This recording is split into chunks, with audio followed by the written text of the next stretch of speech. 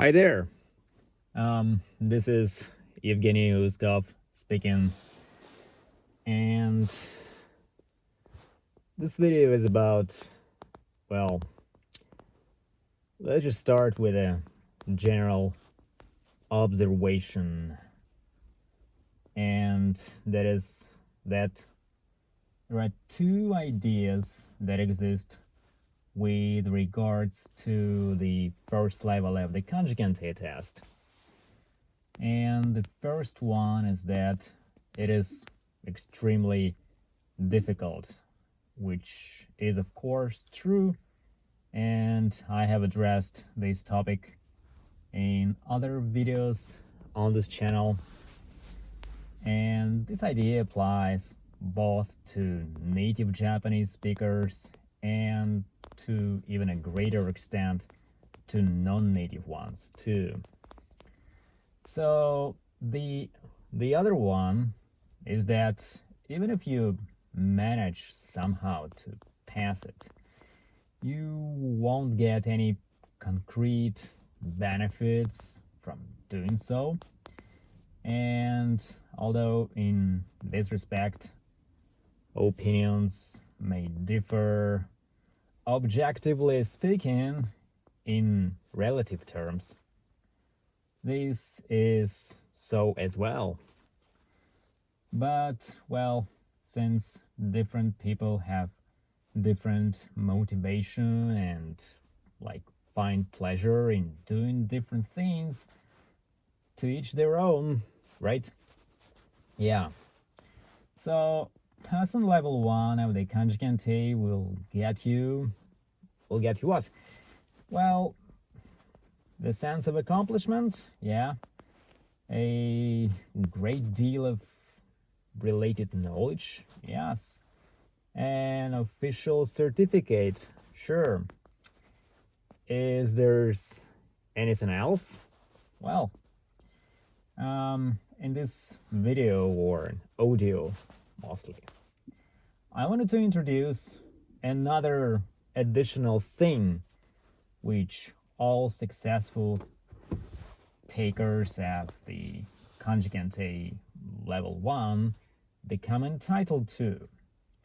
And this is getting their names published in a special magazine or a journal, as it is called, issued by the KANKEN Association.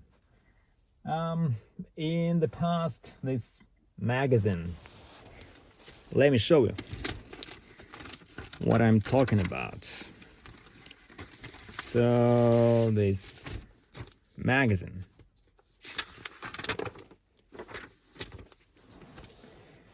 it was published 3 times a year, but since some time ago, I think it has become biannual. So the magazine itself is dedicated to all things kanji and Kanji Kentei, and is sent to, members of the association.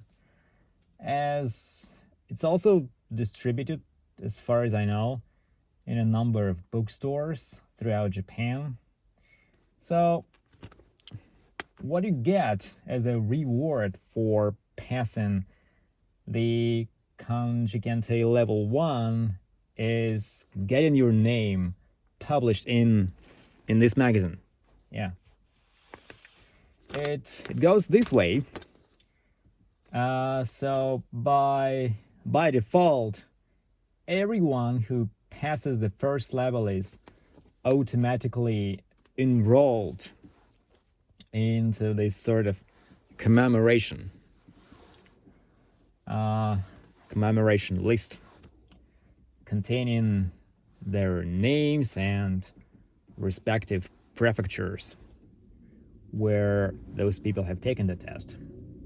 So you actually are able to opt out, but unless you actually inform the association that you don't want your info published in the magazine here, you will be included in this list. So here on my hands, I have an envelope, and it's from the association, the Kanji Kentei Association, and which alongside other materials like pamphlets and brochures, whatnot. It also has a new issue of the magazine. So this magazine was sent in February 2023, but the list of successful level 1 takers, it's only for level 1. It contains names of people who passed the test held in June 2022. So as you can see here,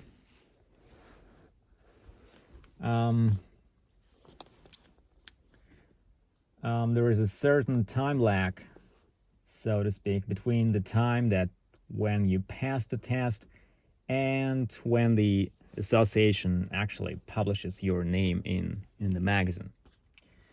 And the magazine actually is also made available on their website, with the only difference from the paper version is the absence of this part of this particular page. No, only this part actually. So as you would guess, there are more names from prefectures with bigger populations. So as you can see, a lot of people from Tokyo, from Kanagawa, from Osaka. Well, actually, not all of these places are prefectures, or as we Russians would say, subjects of the Japanese Federation. Well, there is no such thing, but. And Kagawa, look at this, Kagawa, where I live, is actually the smallest in size and has one of the smallest populations among all administrative parts of Japan. So as you can see, in June, the first test of 2022, which is June, I happen to be the only person from Kagawa Prefecture who managed to pass the first level of the Kanji Kentei, with the caveat, of course, that there could have been other people, but they decided to opt out from this commemoration. So yeah, this is another perk, so to say, that you get entitled to after passing the first level of the Kanji Kentei. On a side note, I'm recording this video on February 12th, 2023, and it's right after the end of another KANKEN test, which was in a way kind of different for me compared to other tests so far, for a simple reason that actually since the last test held in October 2022, I have not studied at all. So, well, actually, there are certain reasons for that which I'd prefer not to delve into, because they're related to, well, circumstances of personal nature. But that's how it is. Well, the test has just ended, and There's still no official results, obviously, but, well, to be frank, I'm kind of disappointed that how should I put it, hiatus of only like several months has decreased my ability to answer questions to such an extent. Well, let's see how it goes. Well, thanks for watching. Thanks.